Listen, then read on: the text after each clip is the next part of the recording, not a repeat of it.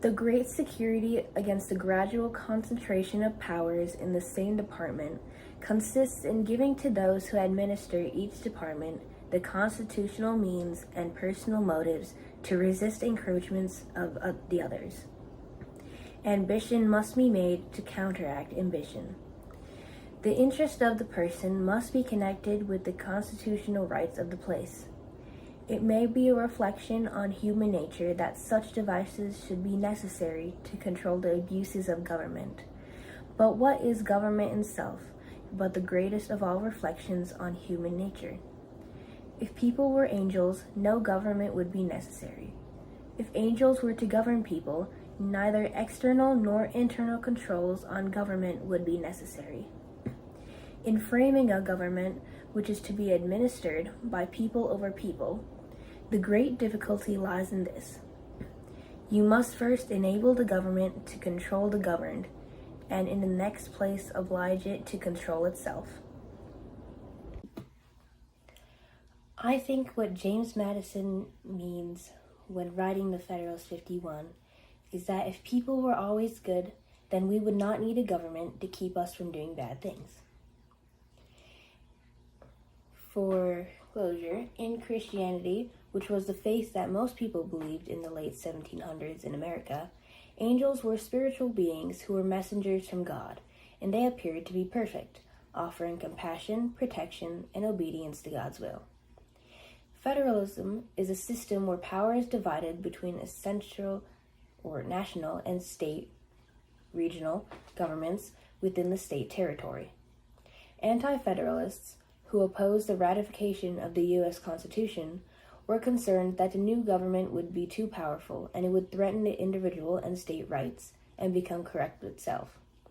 But in the Federalist 51, James Madison, writing as Publius, replies by writing that if people were angels, no government would be necessary.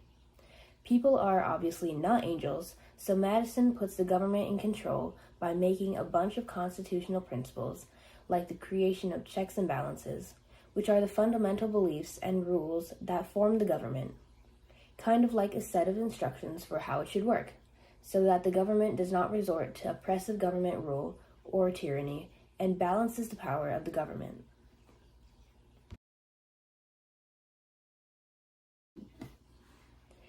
After the American Revolution, the states, all 13 of them, did not want anything controlling them, so they all each had their own interests, government, and sovereignty, which means basically that they were in control of themselves, so that no repeat of the British versus the States had to happen again to get independence. By the 1780s, however, this loose confederation, which means the alliance/union of independent entities, that the states had was not really working, based on the facts that the Revolutionary War started because of unstable political conditions, like British military presence and taxation without representation, which is when people are being forced to pay taxes to a government without having any say in the laws that are being passed, like the Stamp Act in 1765, where excess taxes were being enforced on the people for paper supplies like newspapers and anything that was printed out. After the war, however, taxes skyrocketed because of the debt that the states went into because of the war. The Massachusetts government imposed high taxes to get rid of the debt quickly, but it angered the people when most of them could not afford the high taxes. This also started a rebellion called Shays' Rebellion in 1786, where farmers protested in response to the debt/tax crisis after the war. This was a bit of a wake-up call for the delegates, so in 1787, they all met up in Philadelphia to create a constitution. But it quickly turned into a lot of debating, because many of them had their own opinions and doubts about the role of centralized government and the rights of the states.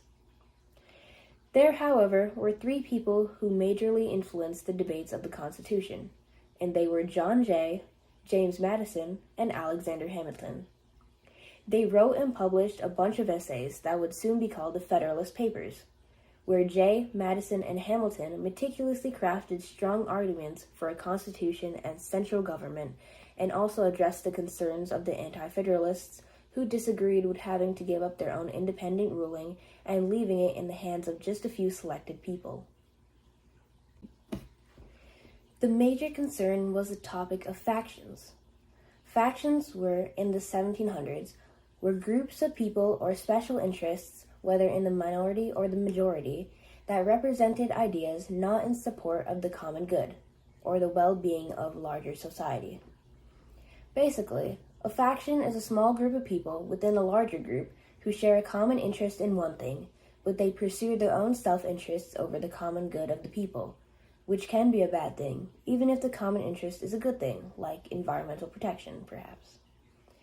It is almost like the political parties that we have today, but not the same.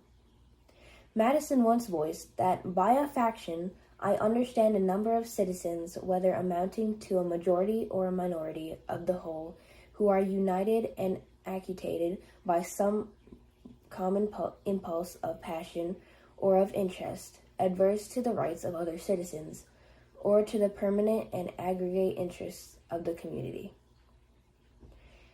Even then, Madison and the others were a bit worried that the factions would divide the whole country, breaking the delicate alliances that the sovereign states had already had.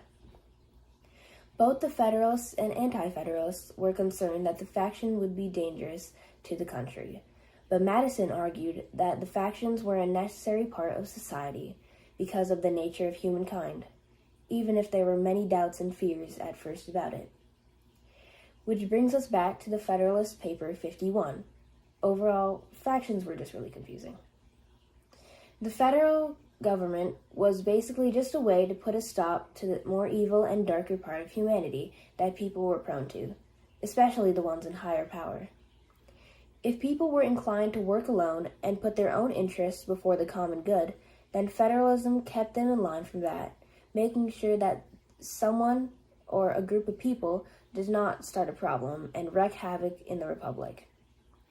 After Shays' Rebellion and other similar outbursts, political leaders were wary of the nature of humans, and in Federalist 51, Madison says that we need to shut down the dark aspects that people have. Quote, ambition must be made to counteract ambition. The interests of the man must be connected with the constitutional rights of the place. It may be a reflection on human nature that such devices should be necessary to control the abuses of government. But what is government itself but the greatest of all reflections on human nature? If men were angels, no government would be necessary. If angels were to govern men, neither external nor internal controls on government would be necessary. The founders knew that the nature of humankind would undoubtedly lead to the pursuit of personal gain/ill will, so they focused on making a system where the larger goal of society would overpower the need of an individual specialized mission.